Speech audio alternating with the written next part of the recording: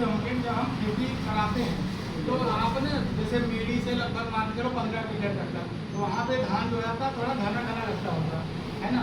लेकिन अगर थोड़ा सा 15 मीटर आगे चले जाते तो क्या वहाँ भी सेम वैरायटी सेम तरह का रहता है, डिजाइन पे गैप हो जाता है।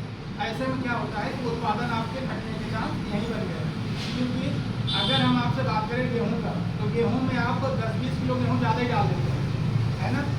अगर 40 किलो हम बताएंगे कि 1 एकड़ का डोज है, तो हम उसमें 55-60 किलो प्रति एकड़ का गेहूँ का छिड़का मारते हैं। तो ये सोच नहीं कहीं बढ़ेगा कहीं जमेगा कहीं, ऐसे ही होता होगा। लेकिन अगर वैज्ञानिक रूप से देखा जाए तो 1 एकड़ के लिए 40 kg का पर्याप्त रहता है गेहूँ का। अगर ऐसे धान में देखा जाए तो धान में जो रिसर्च होते हैं, जैसे आप चिल्लू लगाएं 9 से 12 किलो लगाएं, है ना। आप इनको रोपाई करने के लिए तो 4000 स्क्वायर मीटर जो जमीन होती है उसमें 1,16,000 से लेकर 1,32,000 पौधे लगते हैं, है ना किसान साथी। अगर हम इनको मान लो जैसे 6 से 7 इंच के डिस्टेंस में लगाना है एक धान, जैसे यहाँ रख गया एक यहाँ रखा था, लेकिन हमारे यहाँ इतनी दूर पे धान लगता है ना, तो उत्पादन यहाँ घट जाता है। तो शुरुआत से हमें ध्यान देना होगा जब भी हम खेती कर रहे हैं तो अपने किसान जो भी हमारे अगर दूसरे लगा रहे हैं तो ध्यान दीजिए 6 से 7 इंच के डिस्टेंस पे हमें धान को लगा देना है। मैक्सिमम लेके जाना है तो 9 इंच से ज़्यादा मत लीजिए, क्योंकि जो 150 दिन का धान होता है उसके लिए इससे ज़्यादा विकास करने का समय तो होना चाहिए, जगह होना चाहिए उसमें। अब हम इतना कर देंगे इतने में तो उसके कल्ले का विकास हो नहीं जाएगा। अच्छा मान लो हमने खेती बहुत अच्छा कर लिया, कल्ले का विकास तो कर दिया हमने, लेकिन प्रोडक्टिव कल्लों का विकास हुआ नहीं हुआ ये भी तो ध्यान देना होगा। जैसे प्रोडक्टिव कल्ले मतलब जितने कल्ले निकले हैं उनमें सब में बादियों का आना हो रहा, फिट हो रही नहीं हो रही। पता चला कि हमने शुरुआत में खरपतवार नाशी का प्रयोग किया है ना।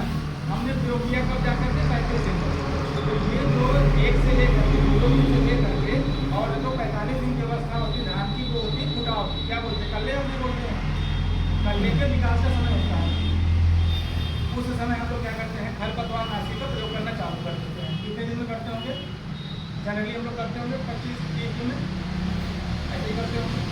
तो उस समय देखते होंगे कि अगर दवा जहाँ पे भी ज़्यादा हो जाती है वहाँ पर धान थोड़ा सा पीलापन आ जाता है, होता है सर सब लोग बताइए।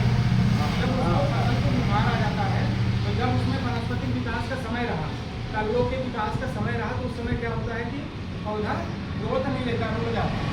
फिर तो जब अपने आप को रिकवरी लेता है, मतलब 8 दिन से 12 दिन के अंदर में जब फिर हरापन होता है, हमने सल्फर DAP यूरिया सब प्रयोग किया तो उसमें विकास का समय बढ़ता है, ग्रोथ होता है।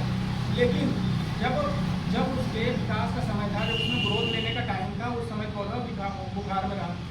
आगे चल के जब विकास लेना चालू होता है, उसमें ग्रोथ होता है, तो उस समय छोटे छोटे कल्ले निकलते हैं। हम गाँव में तो गिन सकते हैं कि हमारे यहाँ 17 कल्ले 32 कल्ले तक हुआ है, लेकिन उस समय उनमें बालियाँ नहीं आती हैं। आप देखते होंगे ज़्यादा से ज़्यादा 8 से 10-12 कल्लों में ही बालियाँ आती, बाकी नीचे जो है वो बेकार हो जाती है। तो ये सब है जो हमें वैज्ञानिक ढंग से खेती करने के लिए मजबूर करता है। आप क्या करिए, जब भी आप रोपाई करिए, अगर आपका तराई वाला पार्ट है तो उस समय आप नीचे खरपतवार जमने से रोकने वाली दवा डाल दीजिए, ठीक है। अच्छा जो भी दवा आप डालते होंगे उसमें पानी का रोक पाते हैं नहीं रोक पाते हैं, मतलब जैसे उसमें 3 से लेकर के 4 दिन तक पानी होल्ड करना होता है, रुकता है अपने यहाँ खेत में, तराई वाले खेत में भी नहीं रुकता है, रुकता है तब पानी उसमें सूख जाता है, खरपतवार आ जाता होगा, रुकता है तब जी। अगर अपने यहाँ पानी रुकता है तो एक प्रेशर कंपनी का नई दवा आई है जिसमें बेलसल्फोन और प्रेटिलाक्लोर है, सिकोसा नाम की दवा, जिसमें आपको 10 दिन तक ध्यान देना होगा किसान साथी, दरार ना पड़े खेत में। दरार तो मोटी मोटी दरार पड़ जाती है, उसमें नीचे से घास जमा, तो ये ध्यान रखना। अगर ऐसा कोई खेत है तो उसमें आप सिकोसा नाम की दवा 5 एकड़ के हिसाब से प्रयोग करना है। प्रयोग विधि इसकी बहुत आसान है, आपको अलग से पानी अलग से खेत या अलग से खाद ले जाने की जरूरत नहीं है। आप क्या करिए उस बोतल को बाथरूम में ले आइए, उसमें 4 सुराख रहते हैं, तो उसमें 2 में सुराख कर दीजिए, 2 से 3 में 2 से सुराख कर दीजिए और ले जा करके खेत में छिटकते हुए जैसे आज रोपाई हो गई आज लेकर चालू करके चले आइए। ऐसे में क्या होगा कि जो भी उसमें खरपतवार उगने वाले होंगे सारे पे कंट्रोल हो जाएगा, चाहे वो मोटा होगा, चाहे वो टाइनोक्लोचाइनेसिस मतलब कोई झाड़ू घास बोलते हैं ये होगी, या उसमें सवई दौरा जो भी घास होगी वो सारी रुक जाएगी उसमें।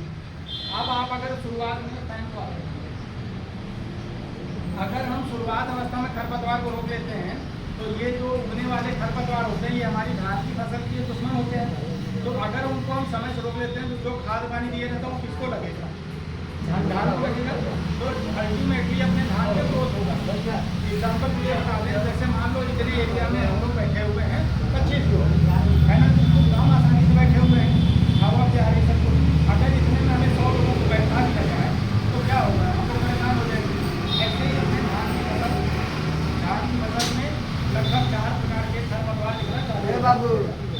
आप इन खरपतवार को अगर हम नियंत्रित नहीं करते हैं तो जो भी हम DAP, यूरिया, पोटाश, सल्फर ये रहते हैं सारे वो खींच करके उससे ज़्यादा आगे बढ़ जाते हैं। सच्चाई बात बताइए, अपने यहाँ जो एग्जाम्पल में आपसे पूछते हैं, अपने यहाँ जो मूल निवासी होते हैं उनको ज़्यादा सरकार ज़्यादा लाइक करती है या जो बाहर से आए हुए हैं दूसरे देश से उनको सरकार किसको ज़्यादा सुविधा देती है? जो मूल निवासी है। अगर खेत की बात किया जाए तो मूल निवासी कौन होगा? खरपतवार हुआ कि धान होगा? खरपतवार हुआ ना, क्योंकि धान को तो हम अलग नर्सरी में लगाए, उसको सेब पाले और ले आकर के उसको मेन खेत में लगा दिए। लेकिन जो खरपतवार होती है वो क्या होती है? ज़मीन में ऑलरेडी रहती है, 2500 साल से है।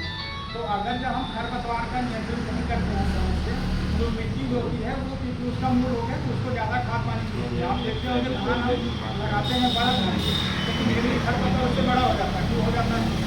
क्योंकि उसको ज़मीन से ज़्यादा ताकत मिलती है, उसकी कंपटीशन की भावना होती है।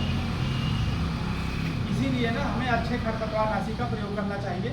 अगर शुरुआत में पानी आप रोक सकते हैं अपने यहाँ खेत में 3 से 4 दिन तक का, उसके बाद फिर जैसी तरह अन्ना पंगा पाए फिर उसमें आप सिंचाई कर देते हैं। उस खेत के लिए सबसे बेस्ट दवा है सिकोसा।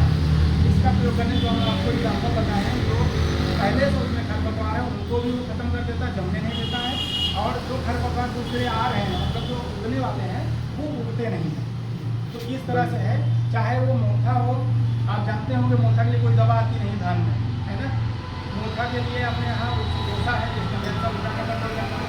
इसके साथ में उसमें जो सवई, दौरा या जो अपने यहाँ बनमालकी, मटरी ये सब आती है, सारे पे कंट्रोल हो जाता है।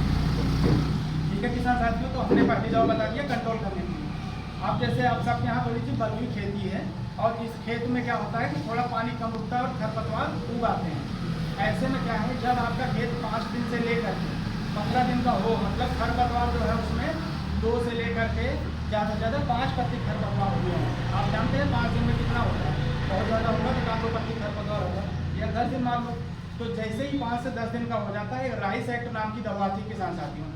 थोड़ी सी आपको लगेगा कि महंगी है, लेकिन अगर आपसे हम ये पूछना चाहें कि सवई, दौरा और उसमें मोथा, चौड़ी पत्ती सारे खरपतवार हैं और हमें जन लगा करके लेबर लगा कर उठाना है, कितना खर्चा है? कितना खर्चा है? करीब 2.5 से 3 हज़ार।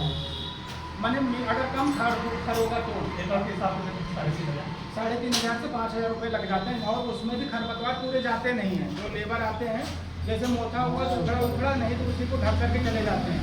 हमें 1 से 2 दिन का खेत दिखेगा एकदम पूरा चिकन साफ, लेकिन उसमें खरपतवार आ ही जाना होता है। इसलिए हम आपको एक दवा बता रहे हैं, राइस एक्ट नाम की दवा है। 90 ग्राम प्रति एकड़ इसका डोज रहेगा। इसमें ट्राइफा मोनोक्रोटोफॉस का 10% टेक्निकल है, जो सबसे लेटेस्ट है। चाहे वो मोथा हो, चौड़ी पत्ती हो, सभी पत्ती हो, सबको कंट्रोल करने वाली दवा है। लेकिन हमें कब कंट्रोल करना है? जब खरपतवार छोटे रहेंगे तब।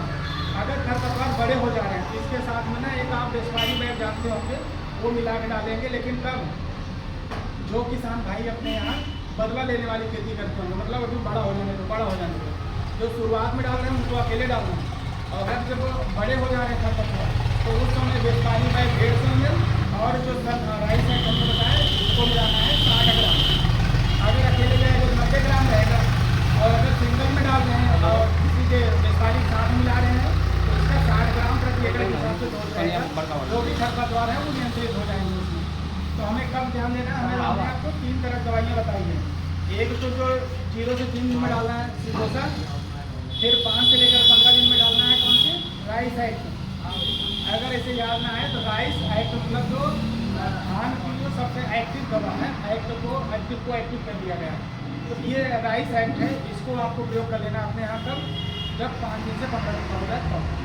अगर कोई किसान भाई 15 दिन से लेकर 25 दिन के भीतर में जाना चाहे फिर कौन सी दवा पड़ेगी? फिर आप हो सकता है कि बेसवारी बैग डालते होंगे, 150 से 200 में, तो उसको क्या करना है 150 में लेना है और साथ ही साथ में लेना है 60 ग्राम राइस है। अब आपके यहाँ खरपतवार की समस्या का समाधान हो गया। अब उत्पादन बढ़ाने के लिए हमें खरपतवार को नियंत्रित कर लिया, बीमारी से बचाने के लिए कुछ चाहिए या उसमें फुटाव वगैरह अच्छा हो रहा हो, तो आप सभी लोग माइक्रोराइजा का प्रयोग करते हैं अपने यहाँ पर।